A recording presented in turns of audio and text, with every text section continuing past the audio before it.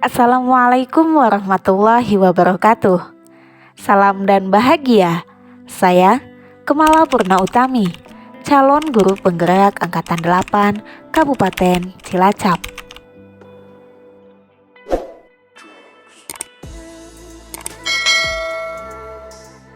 Demonstrasi kontekstual modul 3.1. Wawancara dengan kepala sekolah tentang praktik pengambilan keputusan. Berikut adalah dokumentasi wawancara saya dengan Bapak Fitra Dedi Prayitno SPDSD, Kepala SD Negeri Sidamulya 01 Karangpucung, yang saya lakukan pada hari Senin, tanggal 18 September tahun 2023. Assalamualaikum Bapak. Waalaikumsalam. Mohon maaf saya mengganggu waktunya, dan sebelumnya saya ucapkan terima kasih Bapak sudah menyediakan waktu untuk saya ingin ngobrol-ngobrol dengan Bapak, begitu ya Pak? Ya. Oke. Jadi di sini saya ingin menanyakan, menggali pengalaman Bapak sebagai kepala sekolah, yang utama dalam menghadapi masalah atau kasus-kasus tertentu. Nah, yang ingin saya tanyakan itu sepengalaman Bapak, apakah Bapak pernah menghadapi kasus di mana kasus tersebut itu antara kasus yang dilema etika atau bujukan moral? Apakah pernah Bapak mengidentifikasi kasus-kasus yang seperti itu?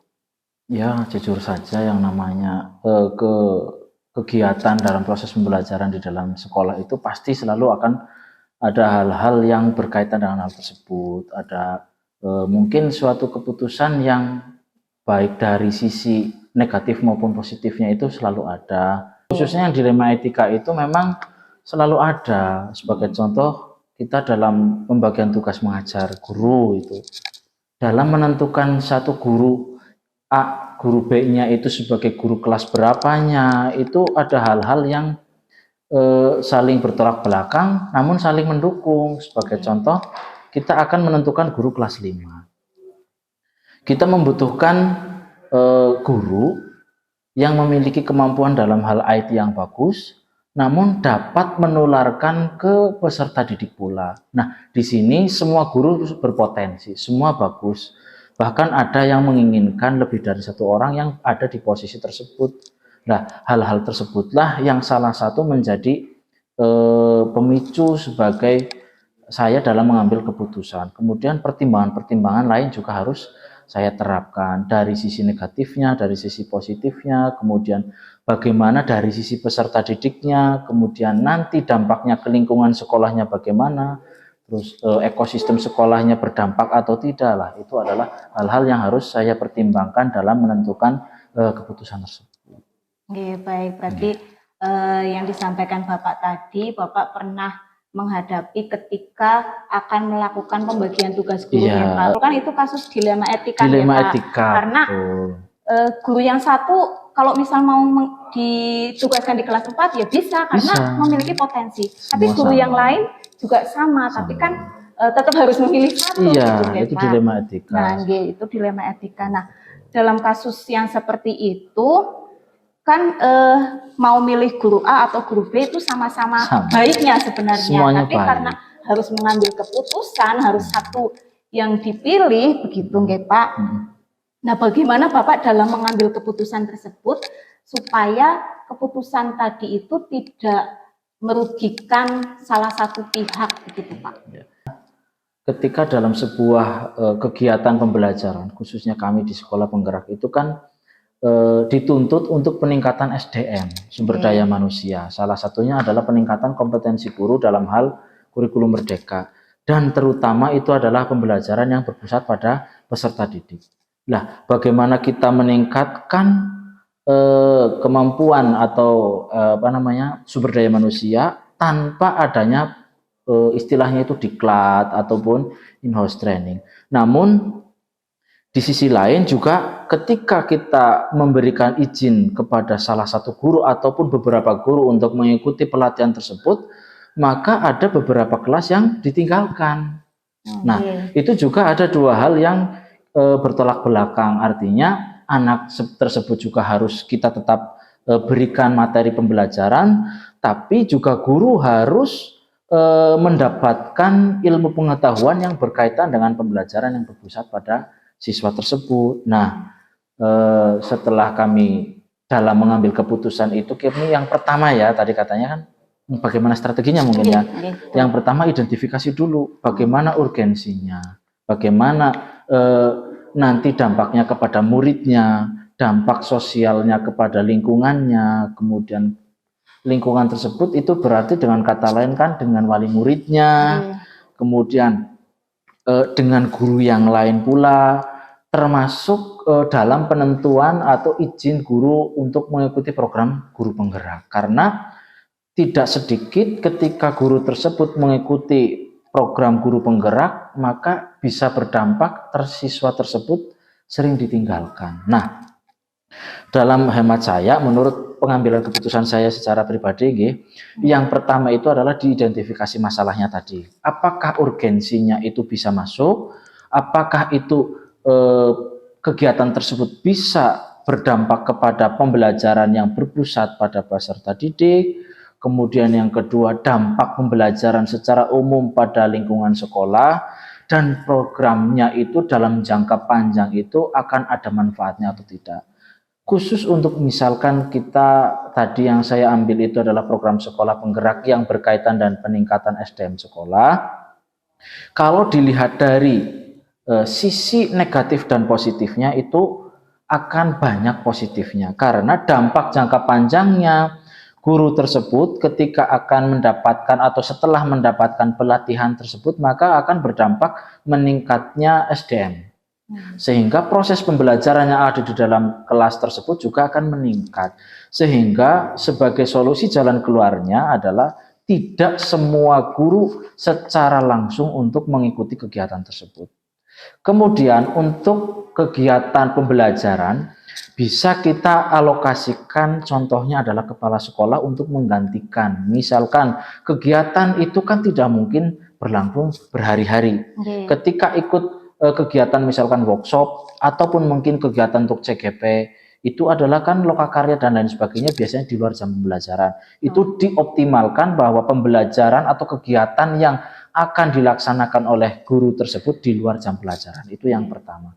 Kemudian yang kedua, ketika memang tidak bisa ditinggalkan pada saat jam pelajaran, maka berkoordinasi pertama adalah dengan kepala sekolah. Nanti kepala sekolah itu akan mencari apakah ada guru jam tersebut yang kosong.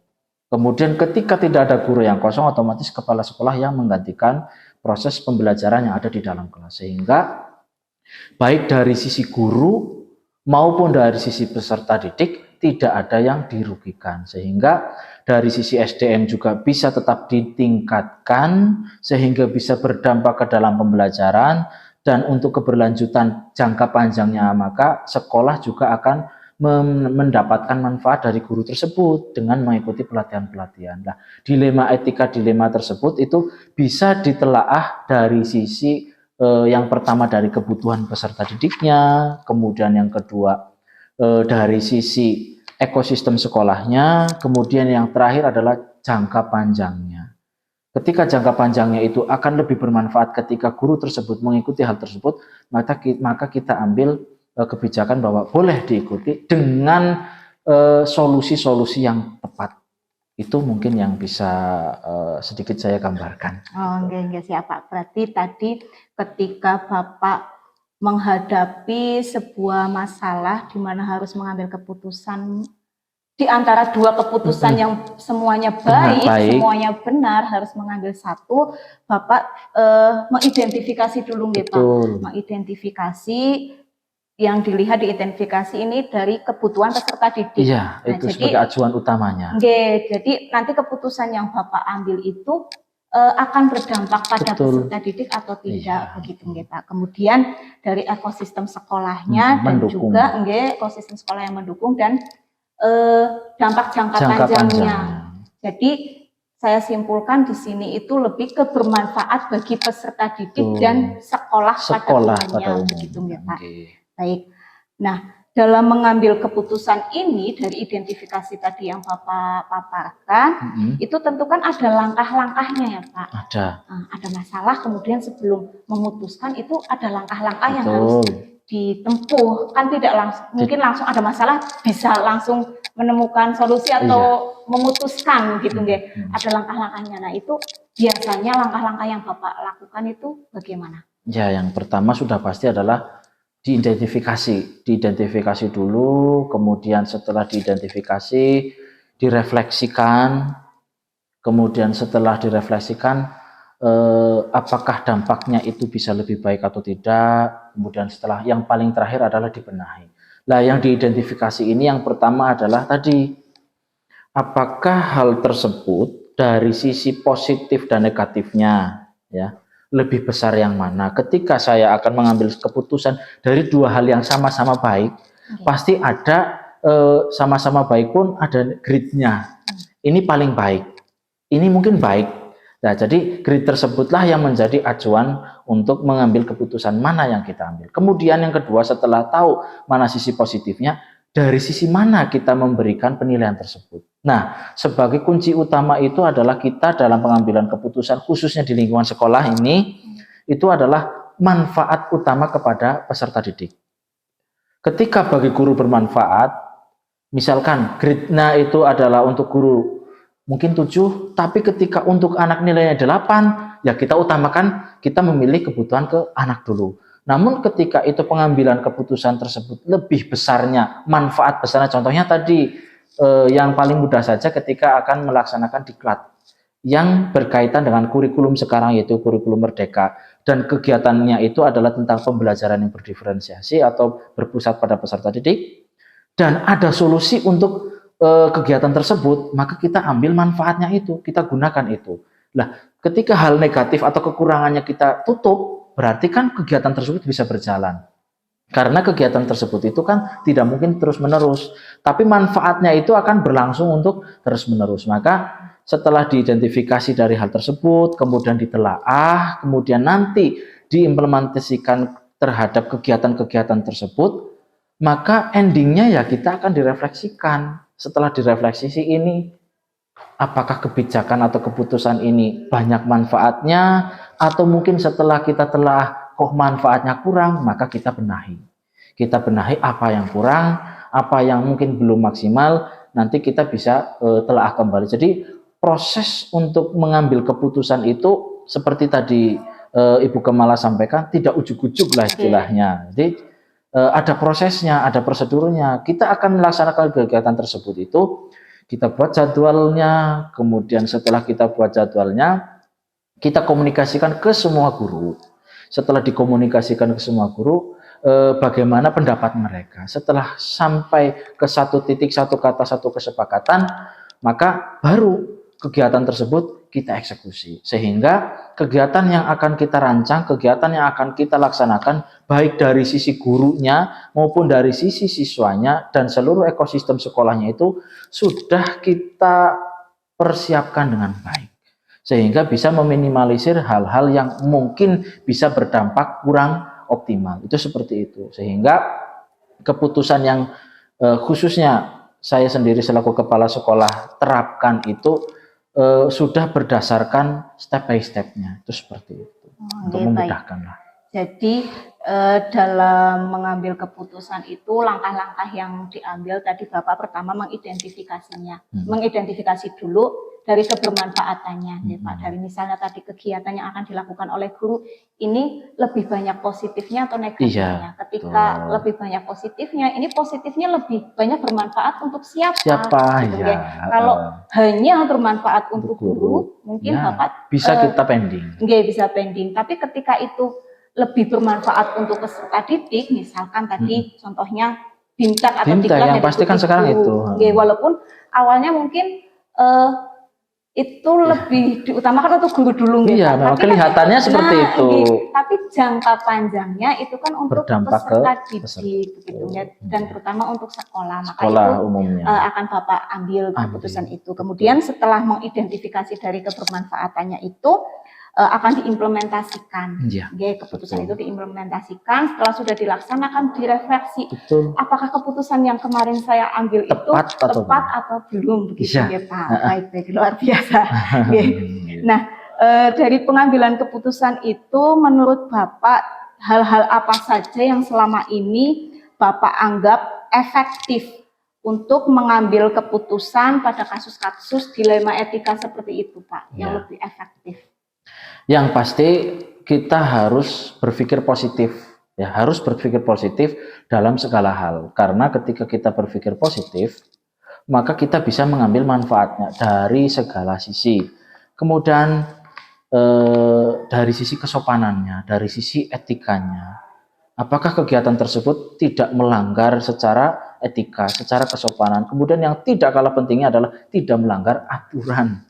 Tidak melanggar aturan ketika kegiatan tersebut kok sebetulnya tidak boleh dilaksanakan pada saat jam pembelajaran, kok tetap dilaksanakan, berarti kita sudah melanggar aturan. Nah, bagaimana triknya agar tidak melanggar hal-hal tersebut yang bersifat mungkin bertentangan dengan kegiatan-kegiatan yang ada di sekolah? Yang pertama tadi, kita programkan, kita jadwalkan di jam-jam yang sekiranya tidak mengganggu proses pembelajaran di dalam kelas. Kemudian yang kedua, carilah waktu yang tidak padat. Kemudian setelah mencari waktu yang tidak padat itu kita koordinasikan dengan semua guru. Hal-hal tersebut itu adalah bisa untuk mempermudah. Jadi tidak terlalu, istilahnya itu tidak berbelit-belit lah. Ketika ada salah satu guru ingin melaksanakan kegiatan ini, ya, yang pertama saya tanyakan, yang pertama saya pertimbangkan adalah waktu, soal waktu, kapan, di mana, tempatnya. Kemudian yang kedua, kegiatan tersebut itu melanggar etika atau tidak. Jika kegiatan-kegiatan itu melanggar etika, ya tentu saja kita tidak bisa memberikan izin untuk memperbolehkan hal tersebut, meskipun dari sisi tadi semuanya baik, semuanya bermanfaat. Namun jika dari sisi untuk etika bagi siswanya, kok mereka tidak suka lah ya, kan antara kelas 1 sampai dengan kelas 6 itu pasti akan berbeda. Anak kelas 1 ketika tidak ada gurunya, ya sudah pasti carut marut, beda dengan kelas 6 atau kelas tinggi, sehingga dari sisi etika tersebut itu juga bisa menjadi pertimbangan. Kemudian dari sesama guru, apakah semua guru itu mendukung? Apakah semua guru itu kontra?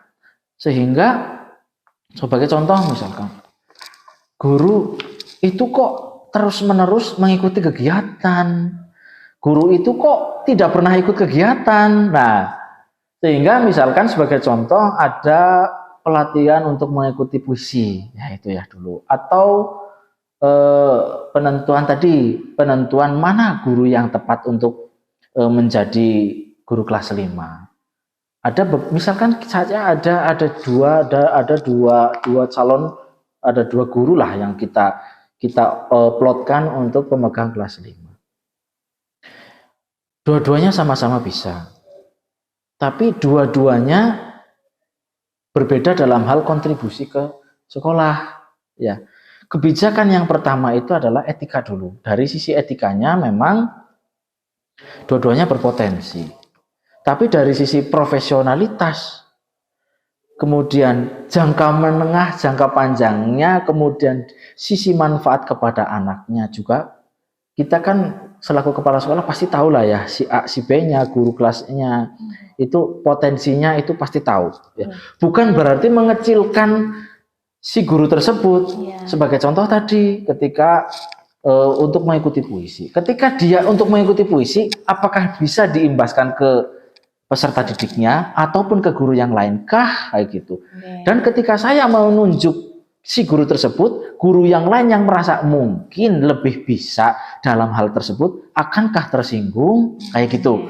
Jadi tata pengambilan keputusan itu dari semua sisi itu harus saya pertimbangkan. Ketika saya memilih itu, saya harus bisa menjelaskan ke guru yang lain kenapa sih saya mengambil keputusan bahwa ini ini di kelas ini ya. Semuanya benar, semuanya berhak, semuanya berkewajiban, istilahnya kan semuanya berkewajiban ya.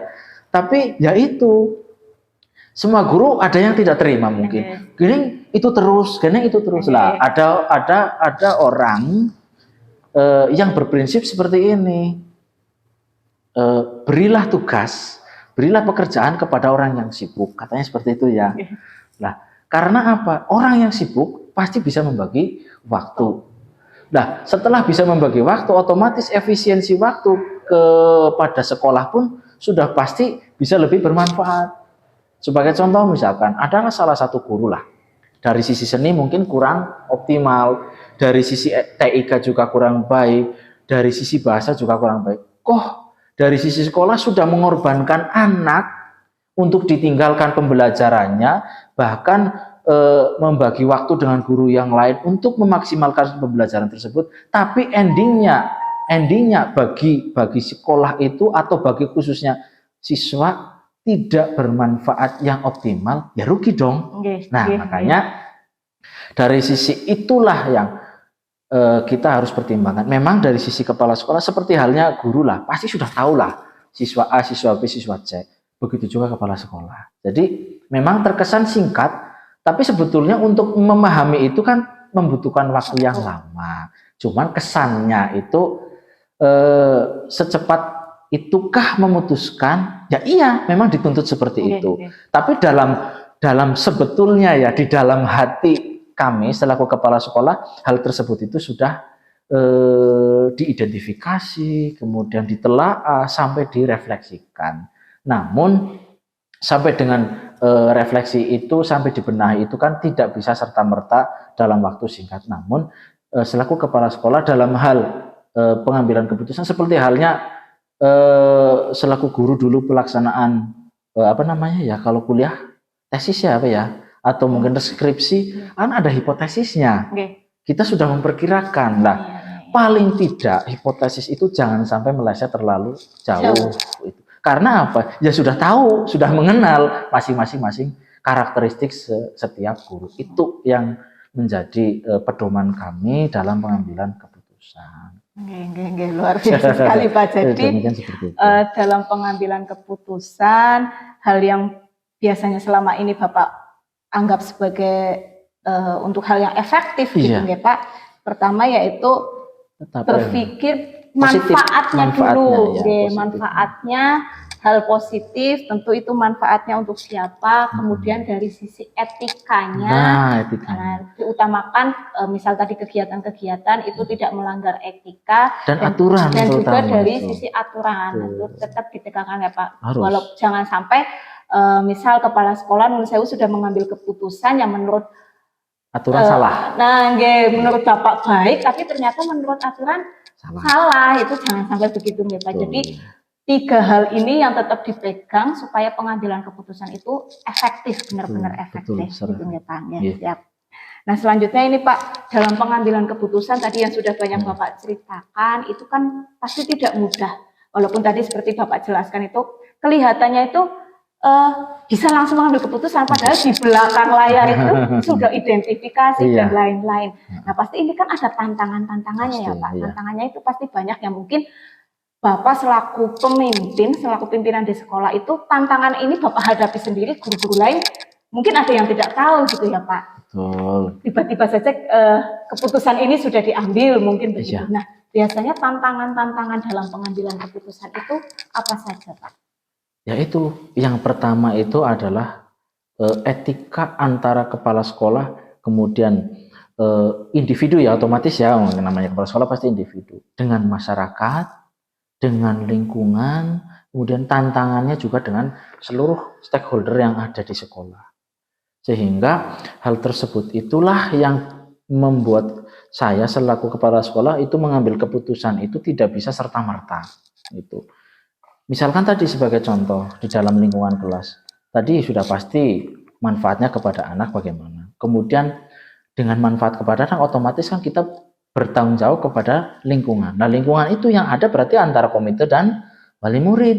Itu hubungan antara kami selaku kepala sekolah dengan wali murid otomatis juga itu adalah berkaitan dengan guru-guru yang ada di sekolah. Masing-masing guru itu apakah dengan pengambilan keputusan itu mereka setujukah? Mereka tidak setujukah?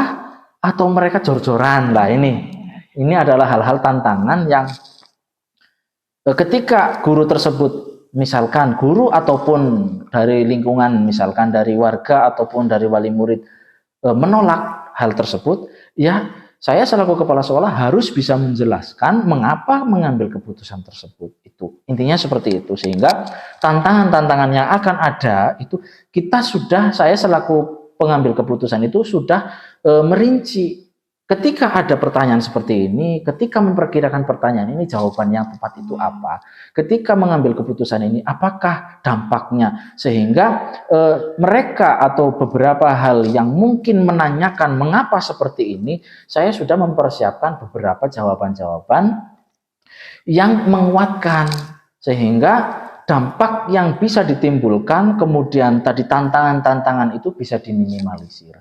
Terutama yang paling utama itu adalah dari dalam diri sekolah, dari setiap guru, karena keputusan tersebut sudah tidak misalkan kita sudah memutuskan, masa keputusan yang sudah diambil kita tarik kembali. Kalau memang itu hal yang baik, maka yang penting saya selaku kepala sekolah itu bisa memberikan penjelasan, memberikan keputusan bahwa hal tersebut itu bisa diterima oleh semuanya, termasuk guru-gurunya itu terutama. Karena jujur saja memang guru itu adalah istilahnya tulang punggung sekolah. Kalau kepala sekolah itu kan hanya memanajerial, mengelola.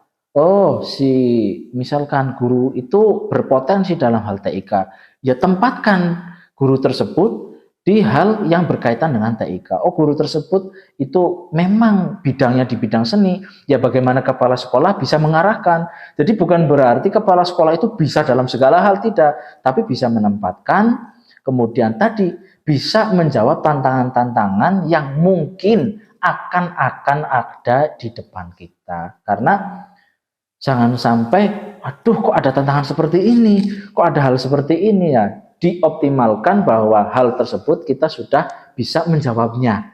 Kita bisa memprediksi ini halnya akan yang ditanyakan itu ini. Jika memang itu hal yang kita tidak kita prediksi, ya kita telaah seperti tadi. Kita identifikasi dulu kenapa guru tersebut menanyakan hal ini, gitu. Misalkan tadi si A, kok bukan saya, kok guru itu terus, ya kita berikan penjelasan yang mungkin bagi guru tersebut terbebani, sehingga guru tersebut bisa diberikan arahan, nanti panjenengan itu akan ada hal yang akan ditunjuk atau diberikan perintah yang sesuai dengan porsinya. Itu seperti itu.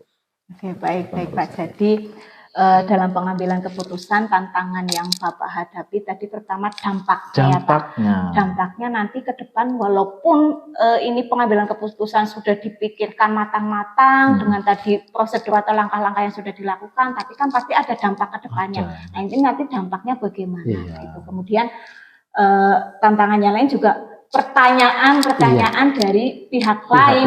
Tadi ada guru, ada masyarakat atau stakeholder yang lainnya. Pertanyaan, misal kok mengambil keputusannya seperti harus bisa ini. dipertanggungjawabkan. Nah, itu lebih ke pertanggungjawaban dari keputusan yang diambil yang akan kita ambil. Kemudian biasanya Bapak dalam mengambil keputusan itu apakah membutuhkan jadwal atau membutuhkan waktu tertentu untuk menyelesaikan atau untuk mengambil keputusan, atau biasanya ada masalah ini ketika menghadapi itu bisa langsung diputuskan keputusannya di tempat? Enggak, itu tetap perlu proses, tapi untuk dijadwalkan mah ya tidak. Tapi dalam kegiatan kita di lingkungan sekolah itu kan pasti ada schedule-nya ya. Misalkan di bulan Juli nanti akan ada istilahnya pembagian tugas mengajar. Kemudian di pembagian tugas mengajar itu kan banyak. Kita harus membagi masing-masing tugas masing-masing guru. Si A dapat kelas berapa, si A dapat tugas tambahan apalah. Itu kan kita sudah prediksikan sebelumnya. Sehingga pada saat kegiatan tersebut dilaksanakan, kita sudah mempunyai pegangan, sudah punya pedoman, sehingga pengambilan keputusan itu seperti tadi terkesan mendadak padahal tidak. Itu seperti itu. Jadi katanya yang di belakang layar ya memang seperti itu. Kita supaya apa istilahnya, kalau segala sesuatu diambil keputusan secara mendadak ya kita tidak tahu risiko ke depannya, kita prediksinya bagaimana itu tidak tahu. Kemudian jika memang itu keputusan harus dilaksanakan dalam waktu yang singkat, tetap 3 hal itu kita tidak bisa lepas. Tidak bisa lepas dalam mengambil keputusan. 3 atau 4 hal lah yang paling pokok menurut saya itu tadi 3. Yang pertama itu adalah diidentifikasi dulu problemnya. Kemudian kedua dari sisi manfaatnya itu bagaimana. Manfaatnya dari segala sisi lah ya. Kemudian yang terakhir dampaknya. Dampak jangka pendek bahkan dampak jangka panjang. Kemudian yang keempat tadi itu direfleksikanlah itu. Jadi 4 hal tersebut itu menjadi pedoman saya dalam mengambil keputusan. Meskipun singkat, tapi kan keputusan itu tidak mungkin. Tanya ini dijawab sekarang itu kan tidak. Ya, bisa besok atau mungkin nanti lah. Dalam pengambilan keputusan yang 4 hal kita istilahnya harus kita pegang itu ya tidak sendirian kita memutuskan. Ya dengan rekan guru kita menanyakan bagaimana dampaknya, bagaimana keputusannya, bagaimana ini seperti ini menurut Bapak Ibu bagaimana. Kemudian yang kedua, jika itu bisa berkaitan dengan siswa juga bisa kita berkolaborasi dengan komite.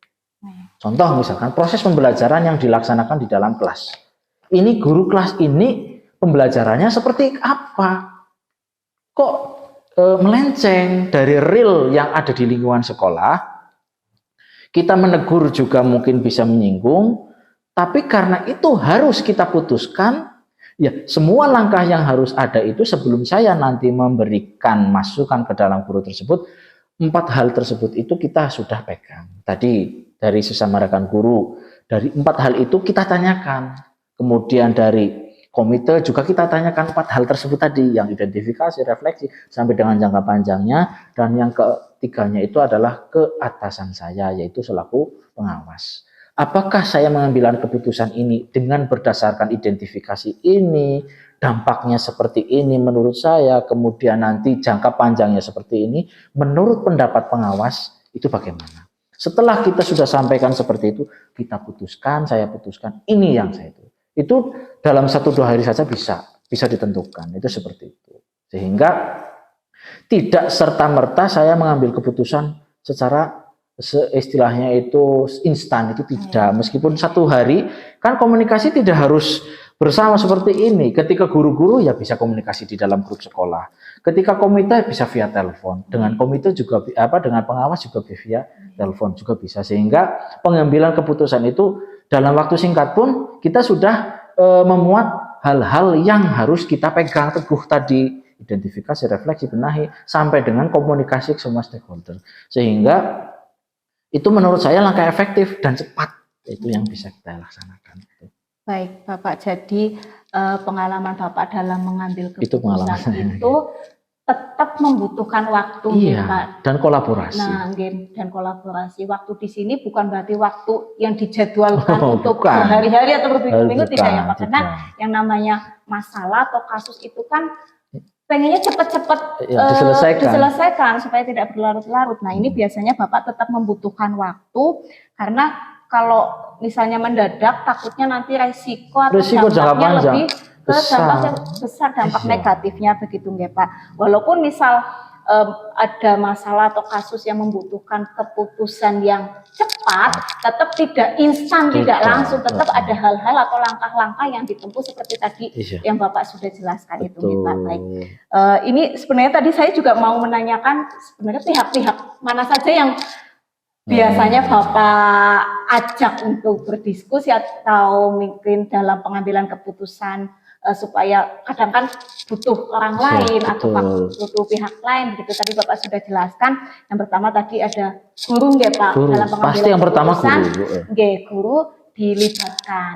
Gitu, kemudian komite juga. Ada juga atasan Bapak yaitu pengawas. Dari pihak-pihak ini dibutuhkan dalam pengambilan keputusan supaya pengambilan keputusan, pertimbangan dan keputusan yang diambil itu benar-benar yang terbaik. Walaupun memilih tadi ya Pak, dilema etika, yang Iya. satunya baik, yang satunya Semuanya baik dan Nggih. semuanya benar. Tapi tetap harus ada satu yang diambil Iya, dari itu. yang terbaik Nah, dari yang nggih, baik. betul. Butuh orang lain untuk Menguatkan. Betul, betul Bang. Yang terakhir Bapak, ini dari semua tadi yang sudah Bapak sampaikan, menurut Bapak pembelajaran yang bisa Bapak petik atau Bapak ambil dari berbagai kasus, berbagai masalah yang sudah Bapak hadapi, dari pengambilan keputusan yang sudah Bapak lakukan, itu pengalaman yang bisa Bapak ambil, itu apa Pak? Ya, yang pasti itu adalah tadi langkah yang betul sampai dengan pengambilan apa istilahnya tadi, pengalaman ya, manfaatnya ya. Yang pertama sudah pasti harus dominan manfaatnya adalah kepada peserta didik. Itu yang utama. Nah, itu. Jika itu pengambilan keputusan bukan untuk peserta didik, ya kita nomor 2-kan. Itu seperti itu. Kemudian yang kedua, manfaat yang bisa kita ambil itu adalah setelah bermanfaat kepada peserta didik, sudah pasti harus bermanfaat kepada guru. Kepada guru itu karena memang tulang punggung pendidikan. Guru itu adalah tolok ukur keberhasilan siswa. Bagaimana siswa berhasil, ya bagaimana kinerja gurunya. Kemudian setelah berbagai hal tersebut, yang kedua adalah manfaat kepada sekolahnya. Ya, manfaat kepada sekolah, tadi siswa, guru, kemudian sekolah. Dari sisi ketiga tersebut itulah yang bisa diambil kesimpulannya bahwa hal tersebutlah yang terbaik. Itu seperti itu. Jadi dalam pengambilan keputusan dari segala problem ataupun tantangan yang sudah saya secara pribadi lalui, itu adalah dalam pengambilan keputusan agar lebih mudah dan lebih baik. Yang pertama tadi manfaat kepada peserta didik, kemudian manfaat kepada guru, dan yang terakhir manfaat kepada sekolah. Termasuk jangka pendek dan jangka panjangnya. Itu yang utamanya. Sehingga dalam pengambilan keputusan tersebut kita itu tidak sulit dalam mengambil keputusan, karena itu adalah 4 hal tadi ya. 4 hal itulah yang menjadi pegangan saya, sehingga hal-hal tersebut itulah membuat keputusan-keputusan yang setiap keputusan, setiap problem yang ada di sekolah itu bisa dengan mudah kita selesaikan. Gitu, seperti itu. Baik, jadi dari pengalaman Bapak selama ini menghadapi masalah atau kasus, terutama dilema etika ini Pak, jadi yang perlu dipegang itu yang pertama manfaat bagi peserta didik, utamanya bagi peserta didik ya Pak. Betul. Kemudian manfaat bagi guru dan juga manfaat bagi sekolah, dan yang tidak kalah penting itu dampak jangka panjang dan jangka pendek itu juga harus benar-benar dipikirkan supaya keputusan yang diambil oleh Bapak selaku pimpinan itu tidak merugikan pihak manapun. Betul. Dan lebih memiliki banyak manfaat untuk tadi ya Pak, tiga pihak ini ya, ada guru, ada murid yang pertama, kemudian guru dan juga sekolah. Gitu ya Pak. Baik, terima kasih banyak Bapak sudah sharing pengalaman mengenai pengambilan keputusan yang sudah Bapak jalankan. Ini bermanfaat sekali bagi saya juga belajar dari Bapak supaya nanti ke depannya barangkali saya juga menghadapi masalah-masalah yang seperti tadi Bapak sudah paparkan itu, saya jadi tahu langkah-langkah yang harus diambil dan bagaimana cara mengambil keputusan itu supaya keputusan yang diambil itu benar-benar tepat. Ya Pak. Karena dilema etika tadi, dua-duanya itu benar. Mana yang harus diambil, harus ada langkah-langkah yang tepat dilaksanakan. Itu tidak boleh melenceng dari rel atau alur yang ditentukan, itu tidak boleh melenceng dari itu. Sehingga kalau semua alurnya dilalui, itu insya Allah tidak akan melenceng manfaatnya. Siap. Terima kasih banyak Bapak. Sama-sama. Ini sudah sharing banyak pengalaman. Mohon maaf sudah mengganggu waktunya. Enggak, sama sekali. Mengganggu waktunya. Saya ucapkan sekali lagi terima kasih. Sama-sama. Dan saya pamit ya Pak. Terima kasih. Berikut adalah wawancara saya dengan Ibu Hikmahwati, SPDI MPD, Kepala SD Negeri Tayam Timur 01, Karangpucung, yang saya lakukan pada hari Rabu, tanggal 20 September tahun 2023. Assalamualaikum Bu Hikmah. Waalaikumsalam warahmatullahi wabarakatuh, Mbak Kami. Mohon maaf saya mengganggu waktunya Ibu. Dan sebelumnya saya mengucapkan terima kasih Bu Hikmah sudah menyediakan waktu untuk ketemu dengan saya. Jadi di sini saya ingin wawancara dengan Ibu terkait pengambilan keputusan sebagai seorang pemimpin, karena di sini Bu Hikmah kan sudah pengalaman jadi kepala sekolah Bu, di mana kepala sekolah sebagai pemimpin jelas sudah pengalaman menghadapi beberapa masalah atau kasus. Nah, di sini saya akan mengajukan beberapa pertanyaan kepada Ibu. Yang pertama, selama Bu Hikmah menjadi kepala sekolah, bagaimana cara Ibu dalam mengidentifikasi kasus atau masalah yang dihadapi di sekolah, di mana kasus tersebut itu merupakan dilema etika atau bujukan moral? Nah, itu cara mengidentifikasinya bagaimana?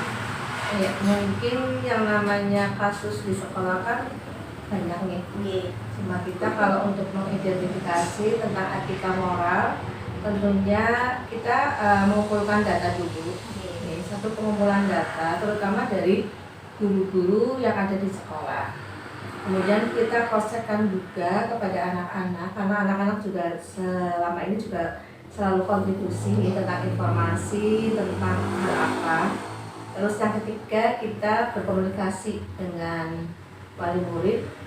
Kalau memang ini bisa kita tangani secara sendiri, arti sudah teridentifikasi dan ini permasalahannya tidak membutuhkan dari pihak luar, maka saya bersama teman guru langsung menyelesaikan. Tapi kalau misalnya kok ini merambah kepada wali murid dan ini tidak bisa saya atasi, maka saya berkomunikasi dengan komite. Nah, sehingga di sini untuk identifikasi masalah dan sebagainya tentunya dari data, kemudian untuk solusinya kita bersama-sama sesuai dengan permasalahan yang ada. Jadi bisa langsung di tempat atau mungkin juga kita langsung berkomunikasi dengan yang bersangkutan atau mungkin kita bermusyawarah seperti itu. Jadi untuk identifikasi sebuah kasus itu masuk bujukan moral atau dilema etika dari data yang dikumpulkan dulu data ya yang Bu. dikumpulkan Dianalisis baru dan dikomunikasikan dengan pihak-pihak yang terkait. Itu Gitu. Jadi bisa tahu itu kasusnya mana, jadi penyelesaiannya mungkin lebih tepat. Gitu. Tepat, terus sesuai dengan sasaran. Terus tidak ada pihak yang merasa dilangkahi ataupun diabaikan seperti itu. Kemudian selama ini dalam pengambilan keputusan di sekolah Ibu, terutama kasus dilema etika itu ya Bu, di mana dilema etika itu kan kasus keputusannya itu antara dua, yang satu dengan yang kedua itu sama-sama benar, tapi harus mengambil salah satu gitu ya.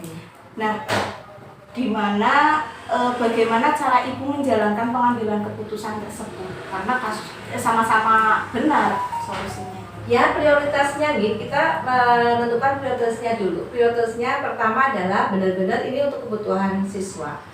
Jadi kalau kita kan memang di satu lembaga di mana kita bergerak itu dalam bidang pendidikan, otomatis kan ada keputusan yang mungkin dalam arti dua-duanya memang penting, sama-sama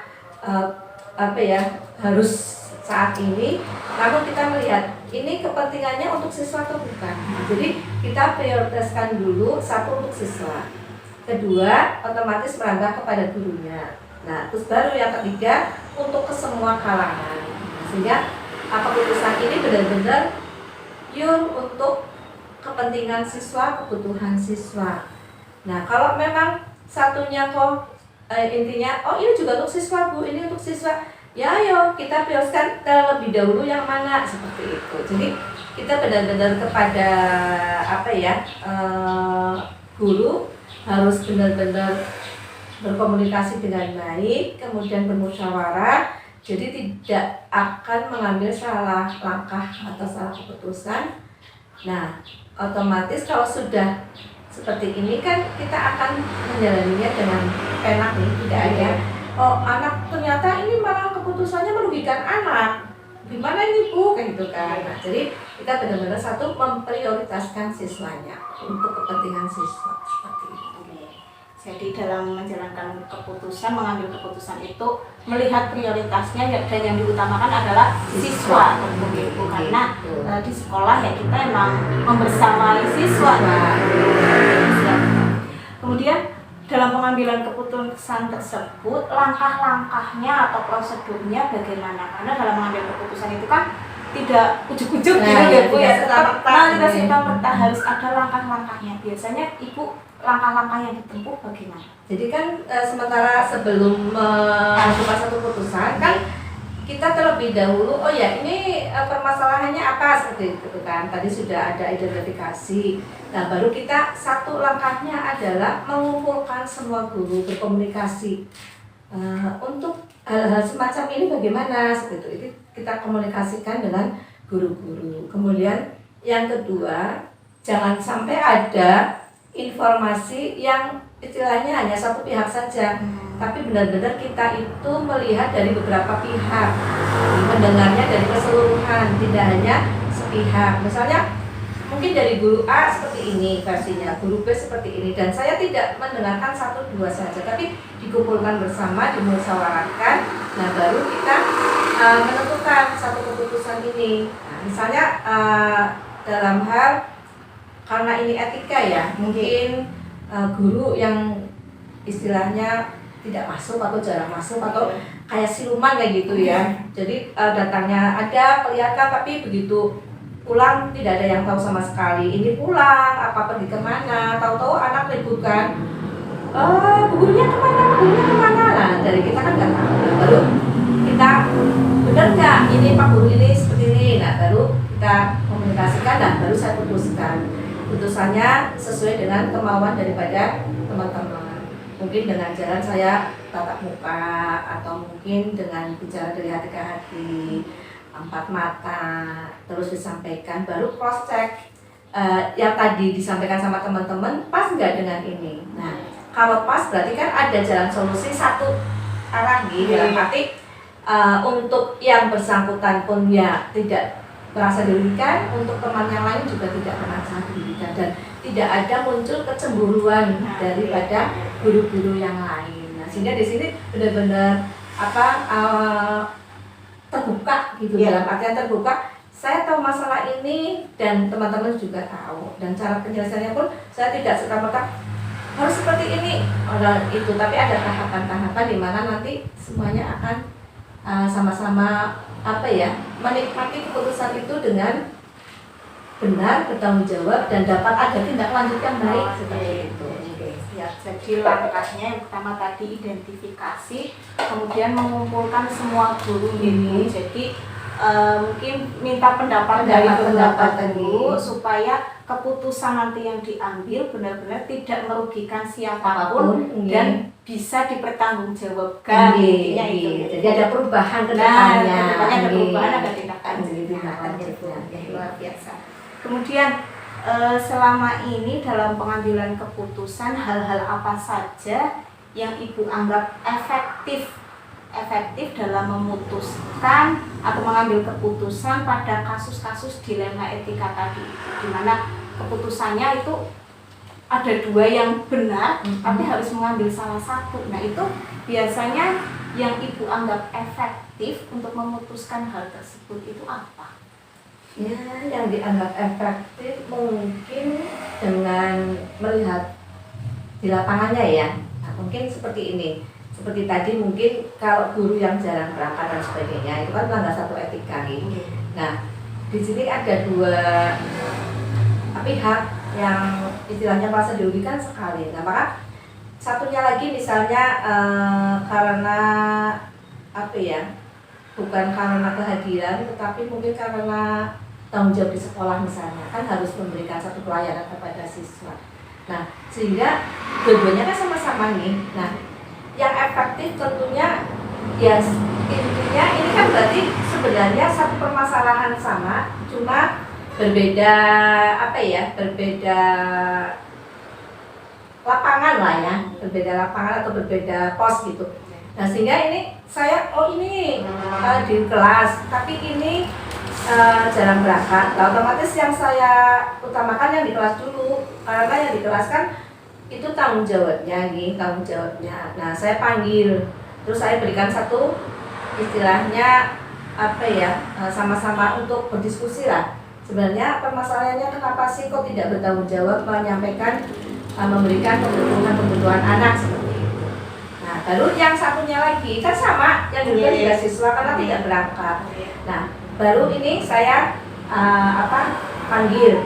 Nah, kedua-duanya kita dudukkan, mungkin yang satu mungkin alasan apalah yang namanya guru kan sebagai artis nih, aktor harus di depannya permasalahan apapun di belakang kan kita nggak tahu, mungkin ini secara ekonomi lah, banyak utama dan sebagainya kan ya namanya ini ya, terus yang ini lagi jauh dan sebagainya. Nah, maka saya dudukkan, kembalikan lagi sebenarnya kita niatnya awal seperti apa, sehingga untuk kesadaran bahwa oh ya saya di sini ini sebenarnya lagi memberikan satu kebutuhan untuk siswa, memenuhi kebutuhan siswa itu apa?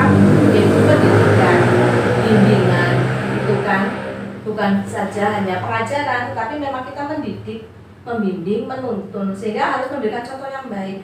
Ya datangnya tidak telat lah, terus ketika tugasnya ini harus disampaikan lah, seperti itu. Dua, komunikasi dengan guru yang lain.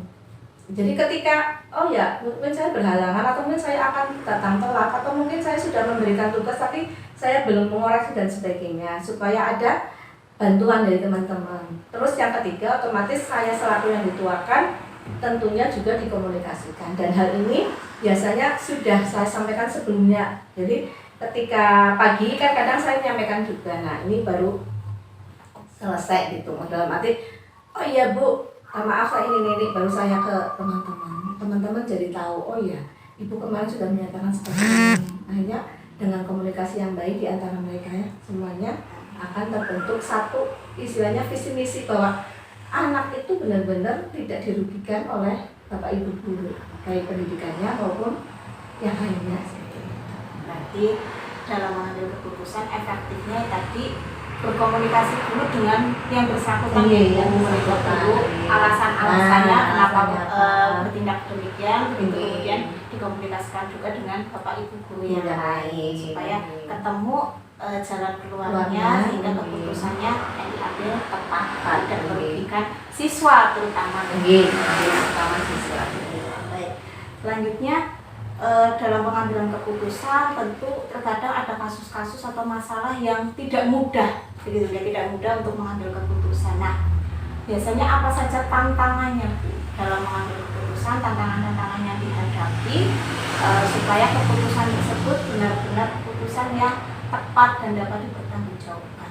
Tantangannya sebenarnya itu kalau misalnya kita miskomunikasi atau misinformasi nih. Nah, di sini biasanya kadang ada yang merasa bahwa oh keputusan ibu mah hanya sepihak untuk yang ini gitu. Tapi terus akhirnya saya sampaikan bahwa sebenarnya permasalahannya A misalnya, sehingga mereka akan tahu oh ya berarti selama ini saya hanya mengetahuinya A minus gitu kan. Nah, saya sampaikan oh ini A. Nah, akhirnya dari semuanya itu tantangan-tantangan yang sangat berat yaitu tadi karena misinformasi satu, kedua misinformasi, ketiganya itu adalah ada yang istilahnya apa ya, tidak masa bodoh tuh ya, cuek. Nah itu tantangan itu kan kadang cuek lah, biarlah itu urusannya ibu sendiri gitu kan, saya mah hanya mengikuti. Nah ini juga satu tantangan karena di sini kan otomatis peran dari setiap guru kan saya perlukan, penting sekali. Nah, tapi di sini mungkin ada guru yang cuek, tidak peduli dan sebagainya, hanya istilahnya datang terus mengajar, sudah pulang nggak tahu permasalahan yang ada di sini. Baik, jadi tantangannya ada miskomunikasi, kemudian misinformasi juga, di mana informasi yang didapat mungkin belum utuh, gitu, kemudian ada juga yang seharusnya tadi perlu dibicarakan dengan semua pihak, terutama guru-guru, tapi ada beberapa guru yang merasa tidak peduli karena dianggapnya urusannya. Nah itu masalah ya, berarti pimpinan yang mengatasi itu, padahal kan butuh kerjasama untuk mengambil keputusan. Selanjutnya Ibu apakah ibu memiliki ini jadwal atau waktu tertentu dalam mengambil keputusan? Misalnya ada masalah atau kasus dilema etika yang butuh keputusan seorang pemimpin, apakah itu biasanya menjadwalkan untuk nanti keputusannya seperti ini, butuh jadwal atau butuh waktu tertentu? Untuk biasanya kalau hal semacam ini itu langsung berarti setelah ada musyawarah dan sebagainya, baru saya menyampaikan ke yang bersangkutan, ini hasil keputusan dari teman-teman, sudah saya komunikasikan dengan baik, menurut jenengan seperti apa. Kalau memang ada keberatan tolong sampaikan, kalau memang bisa diterima dilaksanakan dengan baik. Nah nanti kalau misalnya ada keberatannya nanti saya sampaikan ke teman-teman gitu kan. Dan ada kalanya juga saya menjadwalkan, dalam arti penjadwalan begini, mungkin saat ini ada satu keputusan yang mungkin belum pas nih, sehingga udah jadwalkan karena baru tahap-tahap di mana misalnya saya dengan Bu Tami ini baru bercerita saja, tapi belum sampai kepada permasalahan, jadi hanya baru caranya prolognya saja gitu, prolognya saja belum pada permasalahan, sehingga saya hanya permasalahannya mencari data mencari data, mengumpulkan, kemudian baru ternyata permasalahan ini, jadi saya jadwalkan mungkin setelah saya bicarakan dengan teman-teman atau mungkin bagaimana. Jadi ada dua yang saya lakukan, yaitu bisa saja di satu waktu itu bisa saya jadwalkan. Dijadwalkan itu kan juga bertahap, tidak langsung tutup poin, tapi saya juga ada tahapan-tahapan di mana pertama yaitu tadi kita mencari permasalahannya, kemudian kedua saya sampaikan diskusi dengan yang bersangkutan, baru yang ketiga saya sampaikan ke teman-teman. Jadi saya simpulkan di sini biasanya langsung ataupun dijadwalkan tergantung permasalahannya. Permasalahannya bisa langsung ketika mungkin itu masalahnya tidak terlalu membutuhkan waktu khusus, tapi dijadwalkan ketika masalahnya memang mungkin begitu rumit, membutuhkan langkah-langkah yang lebih tepat supaya tidak salah langkah begitu. Kemudian selama ini adakah seseorang atau pihak lain atau faktor-faktor tertentu yang mempermudah ibu dalam pengambilan keputusan kasus-kasus dilema etika seperti ini? Nah, ini yang sering saya anggap mempermudah itu ketika saya berkomunikasi dengan teman-teman, terus salah satu mewakili, Bu, ini menurut teman-teman seperti ini. Terus saya berbicara langsung, terus saya komunikasikan nih, benar nggak nih menurut teman-teman semuanya ini bahwa sudah menyampaikan ke A gitu kan. Terus, iya Bu, saya nggak berani menyampaikan, jadi melalui misalnya kayak yang dipercaya sama teman-teman, Mbak Tami bisa menyampaikan ke saya gitu. Ya sudah kalau seperti itu. Nah ini berarti ada 1, 2 orang, 3 guru lah ya yang mungkin dianggap sama yang lain bisa menyampaikan hal tersebut ke saya. Dan itu tidak ada pengaruh dalam arti mempengaruhi pemikiran saya, enggak, cuma saya menurut teman-teman seperti ini baik, mungkin saya bisa memutuskan ini. Tapi kadang juga saya menolak dalam arti belum pas, mungkin saya nambahi seperti ini. Oh iya Bu, jadi saling seperti itu.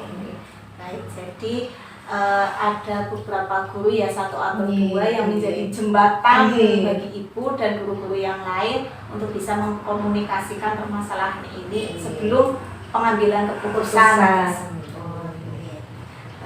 Baik, yang terakhir Ibu, ini dari tadi yang kita bicarakan cukup panjang,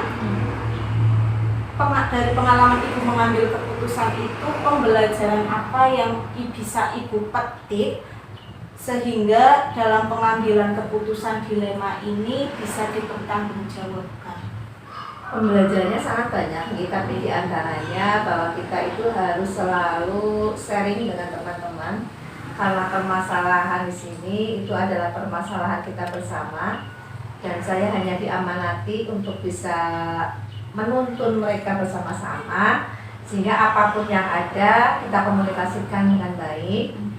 Tadi itu kan diskusi, komunikasi, kemudian jangan sampai adanya misinformasi ini.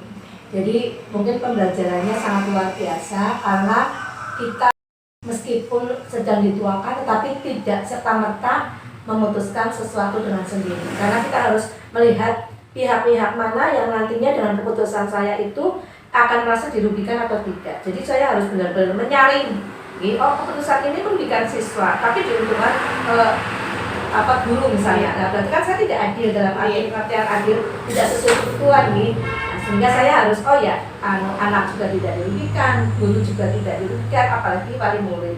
Nah, ini di sini kita harus benar-benar memperhatikan semua hal-hal yang terlibat di dalam keputusan yang saya ambil, terutama ketika sudah ini satu keputusan. Tentunya saya juga menginformasikan kepada komite supaya tidak ada miskomunikasi lagi atau misinformasi kepada yang lainnya. Jadi sudah satu keputusan disepakati wali murid, kemudian juga guru, siswa. Nah, saya informasikan hasil itu kepada komite seperti ini. Jadi pembelajaran yang Ibu petik, saya simpulkan tadi, meskipun Ibu sebagai orang yang dituakan di sekolah, tapi tidak serta-merta setiap ada kasus atau masalah itu Ibu mengambil keputusan sendiri, gitu. Ada pihak-pihak yang harus dilibatkan karena supaya tidak merugikan beberapa pihak, terutama siswa, gitu. Baik.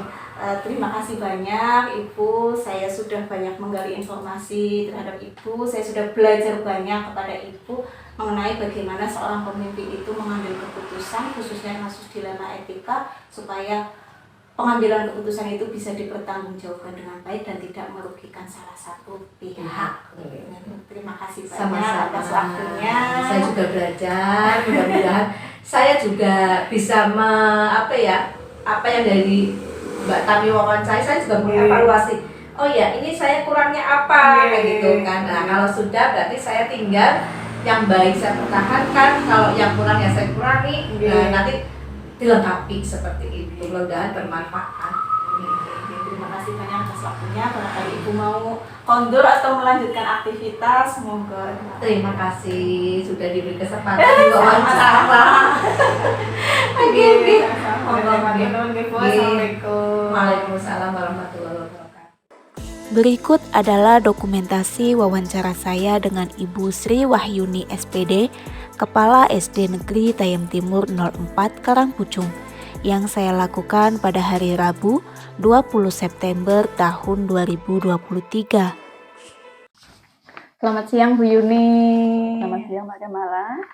Sebelumnya saya mengucapkan terima kasih Ibu sudah menyediakan waktu, sudah bersedia untuk bertemu saya di sini. Saya ingin menggali informasi atau lebih tepatnya ingin belajar dengan Ibu sebagai kepala sekolah, sebagai pemimpin, bagaimana pengalaman Ibu selama ini dalam mengambil keputusan, begitu Bu. Oh iya. Okay. Yang ingin saya tanyakan, sepengalaman Ibu selama menjadi pemimpin ini tentu kan sering menghadapi ada masalah-masalah di sekolah, Bu. Iya. Bagaimana cara Ibu mengidentifikasi kasus atau masalah tersebut termasuk dalam bujukan moral atau dilema etika? Oh iya. Di sini saya sebagai kepala sekolah dalam mengidentifikasi bujukan moral ataupun dilema etika. Di sini setiap hari saya sering berbaur dengan teman-teman. Jadi di sini ketika di sekolah saya tidak menunjukkan banget bahwa saya kepala sekolah loh, mereka harus selalu menghormati saya, tidak seperti itu. Nah, di sini saya berbaur dengan teman-teman guru di sekolah. Di sini saya sering berbicara, mengobrol dengan mereka bagaimana mengenai pembelajaran di kelas, apakah terdapat kendala-kendala atau bagaimana kalau misalnya ada kendala, bagaimana mereka mencari solusinya, seperti itu. Nah kan kadang-kadang dengan cara seperti itu tanpa dirapatkan, mereka akan lebih bebas dalam mengungkapkan permasalahan-permasalahan mereka, seperti itu. Nah di sini saya menyaring beberapa dari guru-guru itu. Oh ternyata di kelas rendah, kelas 1 misalnya terdapat siswa yang hiperaktif seperti itu. Nah di sini kan saya menggali informasi seperti itu dulu, identifikasi dulu sama saya. Oh berarti ini perlu ada masukan-masukan, perlu ada solusi dari kepala sekolah atau dari teman-teman yang lain. Nah, dengan cara mengidentifikasi seperti itu, kemudian saya kadang juga mengadakan rapat di sekolahan seperti itu. Kemudian nanti di situ saya juga mengkomunikasikan bagaimana kegiatan di kelas masing-masing seperti itu. Dari kelas 1 sampai kelas 6 apakah ada permasalahan, apakah ada solusinya. Kalau misalnya belum ada solusinya, coba bagaimana mereka mengungkapkan permasalahan itu tadi, kemudian dari guru-guru yang lain untuk dapat memberikan masukan-masukan. Nah, dengan cara seperti itu saya menjadi tahu, itu merupakan dilema etika atau apa tadi ya? Bujukan moral. Bujukan moral. Nah, seperti itu. Saya mengumpulkan informasi dulu dari guru-guru seperti itu. Oh, jadi cara Ibu mengidentifikasi masalah tersebut dengan cara tadi Ibu berbaur nggih? Iya, berbaur, iya. Rekan-rekan guru. Betul. Supaya mereka juga lebih leluasa menceritakan apa masalahnya begitu nggih. Karena biasanya kalau di dalam forum, di dalam rapat malah kayak ada rasa sungkan begitu. Iya, betul. Sungkan, takut seperti itu. Baik, luar biasa. Kemudian Ibu, selama ini dalam menjalankan pengambilan keputusan di sekolah, terutama untuk kasus-kasus dilema etika tadi nggih, di mana keputusan yang diambil itu dilema antara benar dan benar, mana yang harus diambil itu, bagaimana cara Ibu menjalankan pengambilan keputusan tersebut? Iya, tadi kan yang pertama tadi saya melakukan berbaru tadi ya, saya menjalankan informasi dari para guru itu tadi, kemudian saya menyaring-nyaring, saya setidaknya saya mempunyai catatan kecil kayak gitu. Nah, kemudian suatu saat saya rapatkan bareng-bareng dengan guru-guru yang lain. Di situ saya membuat suatu permasalahan. Saya memancing guru-guru yang lain itu bagaimana agar mereka itu dapat terbuka untuk bisa membahas mengenai permasalahan yang saya sampaikan tadi. Nah, dengan seperti itu, saya memancing agar mereka itu bisa mengungkapkan pendapat-pendapat mereka. Contohnya salah satu adalah mengenai tahun ajaran baru kemarin, saya melakukan kegiatan pembagian tugas guru mengajar. Nah, di situ saya mempunyai draft untuk guru kelas 1, 2, 3 sampai kelas 6. Ini seperti itu. Nah, biasanya mereka akan ada yang mempunyai masukan, "Bu, saya jangan kelas 6," misalnya kayak gitu. Nah, kemudian sedangkan yang lainnya juga, "Oh, itu aja, Bu, misalnya kalau Bu Guru ini aja gimana?" Seperti itu. Nah, saya menganggap bahwa itu merupakan dilema etika gitu ya. Bu Guru si A itu bagus untuk mengajar kelas 6, dia mempunyai kemampuan yang bagus kayak gitu kan. Kemudian guru yang sudah diusulkan sama guru yang lain itu juga bagus menurut saya. Nah, tetapi di sini kita melihat kebutuhan sekolah seperti itu. Nah, di sini kalau misalnya saya memastikan guru kelas 6 yang saya tunjuk tadi sebenarnya tidak mau gitu kan. Guru lain sudah mengusulkan, tapi karena saya sudah mempunyai identifikasi tadi, kira-kira siapa saja yang cukup mumpuni untuk mengajar di kelas 6, saya tetap menunjukkan, misalnya gini saja Bu, misalnya jenengan kurang mampu, saya kira jenengan mampu kok. Mungkin jenengan menganggap tidak mampu di sini tidak bisa, tapi saya melihat jenengan mempunyai kemampuan itu, gitu kan. Saya memberikan mengungkapkan kelebihan-kelebihan yang beliau miliki. Kemudian saya juga menekankan bahwa untuk kelas 6 itu membutuhkan kemampuan yang lebih. Misalnya masih muda, mempunyai kemampuan istilahnya untuk pedagogiknya, menguasai materi kelasnya, itu dia bagus ya. Itu saya mengungkapkan di situ. Jadi beliau tadinya yang tidak bersedia, akhirnya beliaunya bersedia seperti itu. Kemudian saya juga memberikan masukan juga, kalau untuk bu guru yang ini, kayaknya lebih cocok untuk yang kelas 5 misalnya. Karena di kelas 5 itu kemampuannya anak-anak juga perlu ditingkatkan, kayak gitu Bu. Jadi saya simpulkan, Ibu dalam mengambil keputusan itu lebih melihat kebutuhan sekolah. Kebutuhan sekolah, di mana dalam supaya nanti keputusannya itu dapat dipertanggungjawabkan untuk sekolah, lebih pengambilan keputusannya itu dilakukan dengan beberapa pertimbangan. Iya, betul sekali. Pertimbangan sebelum keputusan bisa diambil yang bisa berdampak bagi sekolah. Ngaten nggih, Bu? Iya. Kemudian dalam pengambilan keputusan yang selama ini Ibu sudah lakukan, tentu mungkin ada langkah-langkah yang ditempuh. Langkah-langkah atau prosedurnya sebelum ini loh keputusan yang saya ambil, tentu ada langkah-langkah sebelumnya. Biasanya langkah-langkahnya itu seperti apa, Bu? Seperti tadi kan ketika kita dapatkan, tadi kan saya sudah menyampaikan materi yang akan didapatkan, begitu kan? Sudah disampaikan, kemudian mengenai permasalahan saya mengambil suatu permasalahan tadi mengenai pembagian tugas.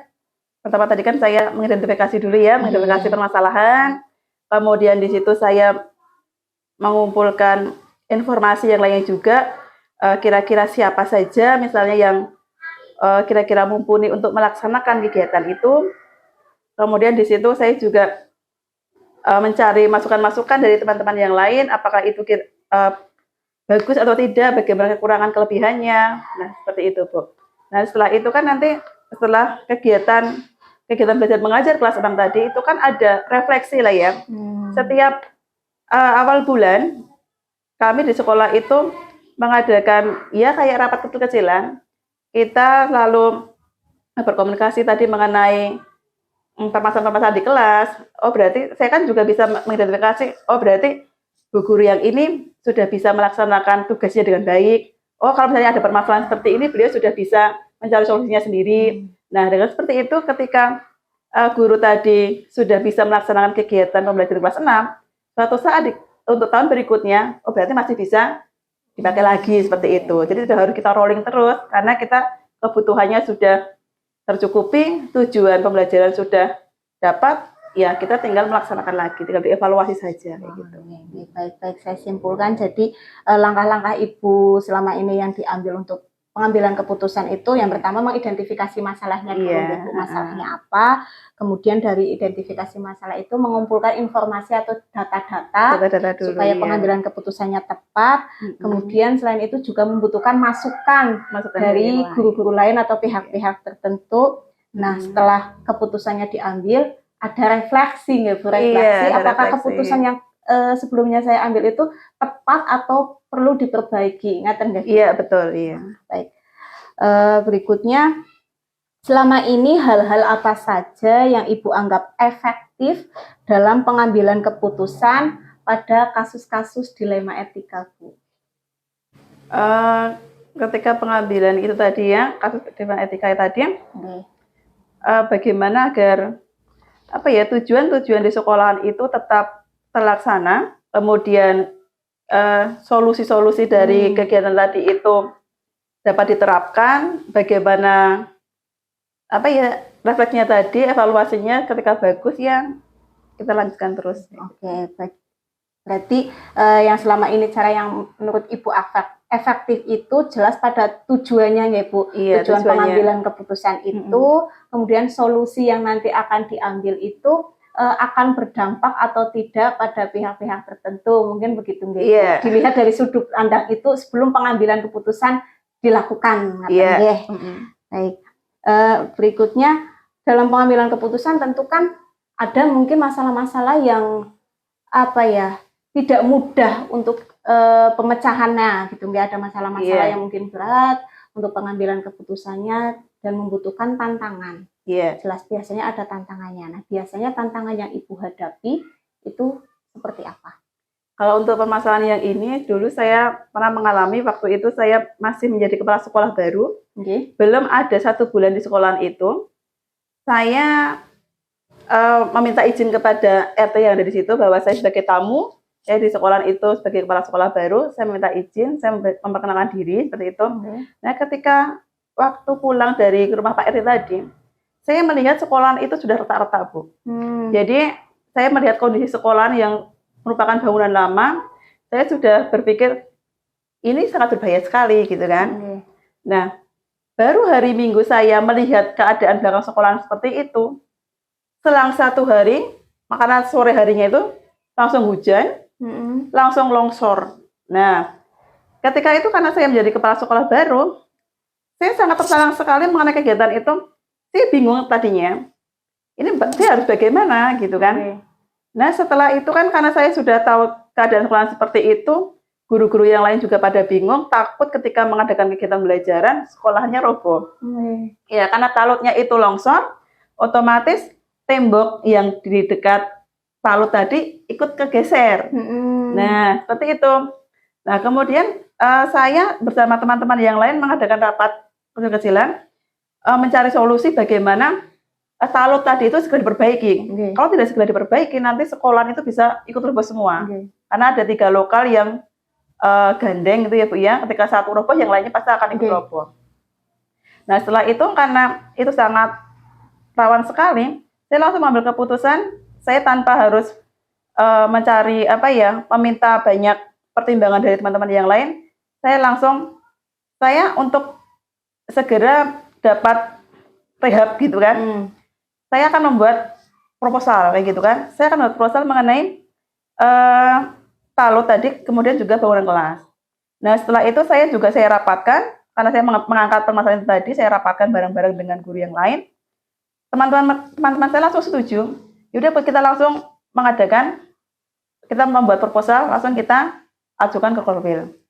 Nah saya langsung menunjuk Pak A, jangan langsung ke Korwil, menembus Korwil untuk mengenai proposal ini gitu kan. Kemudian bagi tugas, saya langsung ke desa memberitahukan mengenai adanya longsor tadi di sekolahan. Itu termasuk bencana alam itu kan tantangan sekali. Padahal di situ saya kepala sekolah baru, belum ada pengalaman, saya langsung memberanikan diri buat proposal, masuk ke Korwil, kemudian ke desa, saya juga langsung ke pihak dinas, seperti itu.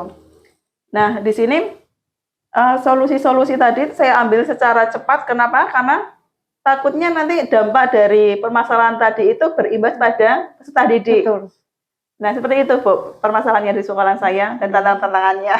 Jadi tantangannya banyak sekali. Banyak sekali, iya.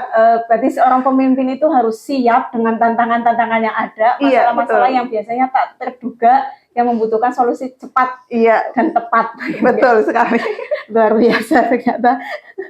Baik Ibu, selanjutnya dalam menghadapi masalah yang membutuhkan, tentunya masalah supaya tidak berlarut-larut kan harus ada segera keputusan yang diambil.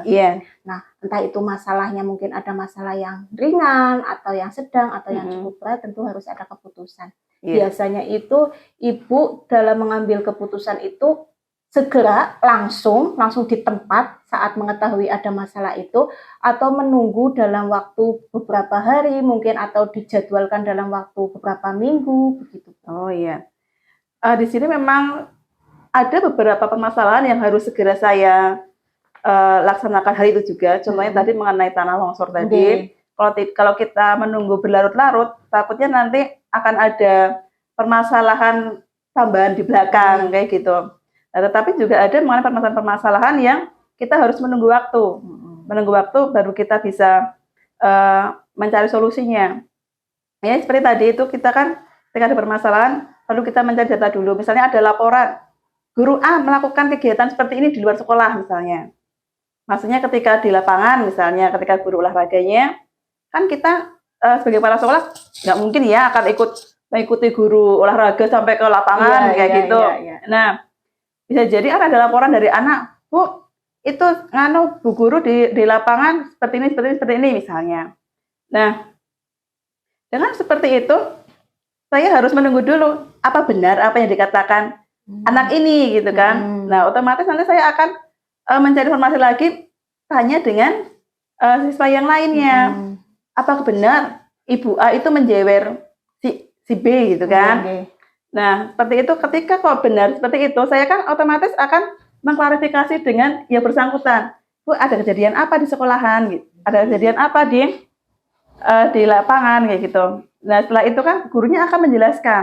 Nah, setelah itu baru kita mencocokkan data tadi. Kalau misalnya iya, saya langsung bisa menegur gurunya, atau kita langsung bisa memberikan masukan bagaimana biar kegiatan terjadi lagi seperti itu.